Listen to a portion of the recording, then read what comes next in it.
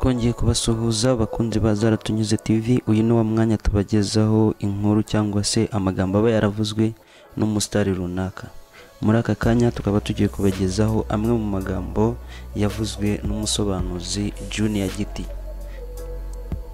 Yagize ati ukuri kurimo amafuti gutsindwa n'ikinyoma cyateguwe neza. Arongera ati ishyari niryo shuri rya nyuma umuntu yiga kugira ngo abe umurozi, kandi iryo shuri nta muntu ujya usibira kereka atamaramaje.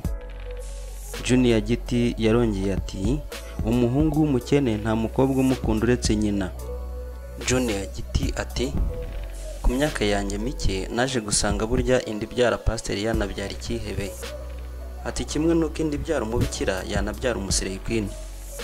Arongera ati hari igihe Imana igukorera ikintu kumva wayibwira ati Imana we, Imana iguha umugisha.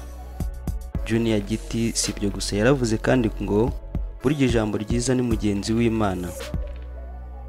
Arongera ati akavuyo kakugira injajwa ndetse n'injiji. Junior Giti yaravuze kandi ngo gufuha cyane niyo ntambwe ya mbere yo gusenya. Asoza agira ati uwakubanje